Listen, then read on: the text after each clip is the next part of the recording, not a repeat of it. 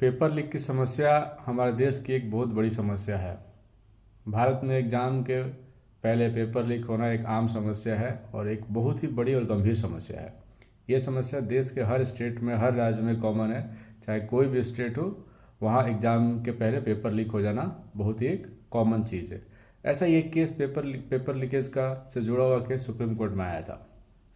Case था CLAT 2026 exam का, जिसका पेपर लीक होने का आरोप था, जिसके लिए schedule caste, other backward caste और ईडब्ल्यूएस कैटेगरी कैंडिडेटों ने जो कि क्लैट का एग्ज़ाम दिए थे, उन्होंने एक समूह बना करके पिटीशन फाइल किया था। यह पिटीशन जो था सोशल मीडिया प्लेटफॉर्म पर सर्कुलेट हो रहा है। क्लैट 2026 एग्ज़ाम से जुड़े वीडियो, तस्वीरें और अदर मटेरियल के बेसिस पर था। यह पिटीशन उन्होंने सुप्रीम कोर्ट में फाइल किया था। पिटीशन में परीक्षा से पहले क्लैट 2026 के प्रश्न पत्र और आंसर की कथित लीक की court monitor time bound investigation की मांग की गई थी और अगर यह आरोप सही पाए जाते थे तो दोबारा परीक्षा कराने की याचिका की गई थी, प्रार्थना की गई थी। याचिकाकर्ताओं के अनुसार, क्लैट कैंडिडेट्स के अनुसार, ये मटेरियल पहली नज़र में संकेत देते हैं कि परीक्षा से पहले प्रश्न पत्र लीक हो गया। सोशल मीडिया में जो सर्कुलेट हो रहा था उसके हिसाब से उन पिटीशन का ये कहना था कि पेपर लीक हो चुका था। याचिका में कहा गया कि किसी भी पब्लिक कंपटीशन एग्जाम में के लिए इक्वल अपॉर्चुनिटी सबको देना एक बहुत ही मैंडेटरी कंडीशन है, जिसमें दावा किया गया कि क्लैट 2026 के मामले में ऑनलाइन मटेरियल के सर्कुलेशन के पैमाने से पता चलता है कि परीक्षा की पवित्रता को नुकसान पहुंचाया गया है।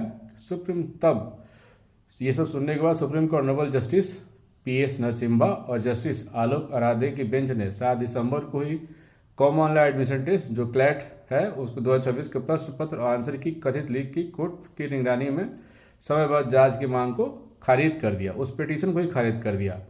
जस्टिस नरसिम्हा ने कहा कि परीक्षा पहले ही हो चुकी है और सब कुछ खत्म हो गया और इस स्तर पर इस मुद्दे की जांच उठाने की आवश्यकता पर सवाल उठाया।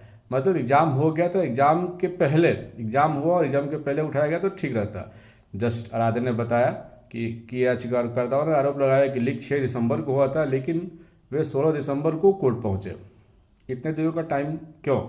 आपको 6 दिसंबर को पता चल गया था कि पेपर लीक हो गया है, तो आपने याचिका दायर करने के लिए 16 दिसंबर तक इंतजार क्यों किया? क्यों वेट किया इतने लॉन्ग टर्म के लिए?